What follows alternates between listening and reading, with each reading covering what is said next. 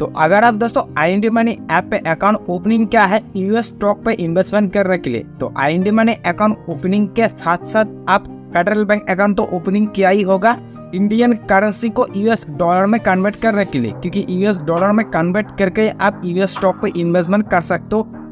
IND money app से। तो अगर आप IND मनी ऐप पे अकाउंट ओपनिंग के साथ साथ फेडरल बैंक अकाउंट ओपनिंग किया है, तो क्या उस अकाउंट को as a mobile banking app use कर सकते हो या फिर नहीं।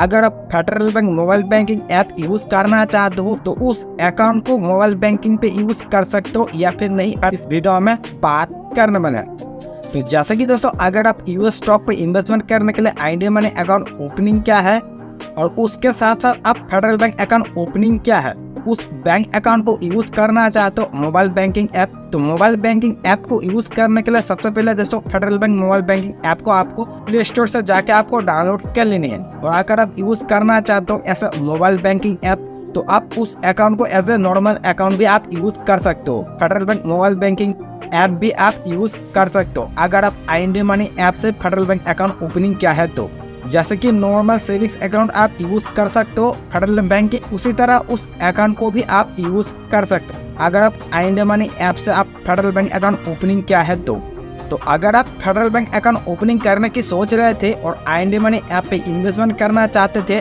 तो IND money app account opening के साथ साथ उस अकाउंट से ही आप फेडरल बैंक अकाउंट भी ओपनिंग हो जाएगा, क्योंकि दोस्तों फेडरल बैंक विदाउट ओपनिंग के आप यूएस स्टॉक पर आप इन्वेस्टमेंट नहीं कर सकते, क्योंकि दोस्तों IND मनी और फेडरल बैंक एक दूसरे के साथ टाई अप है ताकि इंडियन करेंसी को यूएस डॉलर में कन्वर्ट करके आप यूएस स्टॉक पर इन्वेस्टमेंट कर सको। इसलिए IND मनी और फेडरल बैंक अकाउंट एक दूसरे के साथ टाई अप है। तो आप अगर IND money app account opening के साथ साथ अगर आप फेडरल बैंक अकाउंट भी ओपनिंग किया है, तो उस अकाउंट को एज ए नॉर्मल अकाउंट भी आप यूज कर सकते हो। जैसे कि अगर आप मोबाइल बैंकिंग ऐप यूज करना चाहते हो फेडरल बैंक की, तो मोबाइल बैंकिंग ऐप भी आप यूज कर सकते हो। मोबाइल बैंकिंग ऐप से कोई ट्रांजैक्शन करना चाहते हो या फिर स्टेटमेंट निकालना चाहते हो, तो मोबाइल बैंकिंग ऐप से भी आप स्टेटमेंट या फिर ट्रांजैक्शन कर सकते हो। उस अकाउंट को एज ए सेविंग्स अकाउंट भी आप यूज कर सकते हो फेडरल बैंक अकाउंट की, उस अकाउंट को एज ए सेविंग्स अकाउंट भी यूज कर सकते हो अगर आप IND मनी ऐप पे फेडरल बैंक अकाउंट ओपनिंग किया है। तो जैसे कि यहाँ पे मैंने फेडरल बैंक अकाउंट मैंने ओपनिंग किया था IND मनी ऐप से, तो यहाँ पे देख सकते हो मेरा जो कि यहाँ पे मोबाइल बैंकिंग ऐप पे रजिस्ट्रेशन है, क्योंकि मैंने मोबाइल बैंकिंग ऐप पे रजिस्ट्रेशन किया है federal Bank account mobile banking पे। तो आप भी उस अकाउंट को मोबाइल बैंकिंग भी लॉग इन कर सकते हो और मोबाइल बैंकिंग ऐप से आप उस अकाउंट को सेविंग्स अकाउंट की तरह आप यूज कर सकते हो। और अच्छी बात यह है कि आप अगर यूएस स्टॉक पे इन्वेस्टमेंट करने के लिए IND मनी ऐप पे अकाउंट ओपनिंग किया है, तो उस फेडरल बैंक अकाउंट से ही आप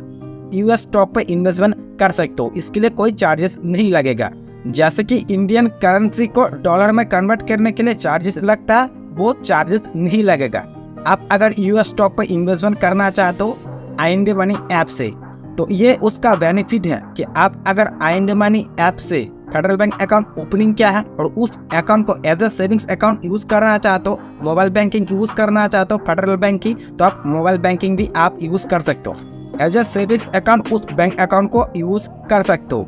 तो बस यही बताना था कि आप अगर IND मनी ऐप से सेविंग्स अकाउंट ओपनिंग किया है फेडरल बैंक की, तो उस अकाउंट को अगर आप as a savings account use करना चाहते हो तो यूज कर सकते हो या फिर नहीं एज ए सेविंग्स अकाउंट। आप सारा डिटेल समझ चुके होंगे कि उस अकाउंट को अगर आप as a savings account use करना चाहते हो तो उस अकाउंट को as a savings account use कर सकते हो या फिर नहीं।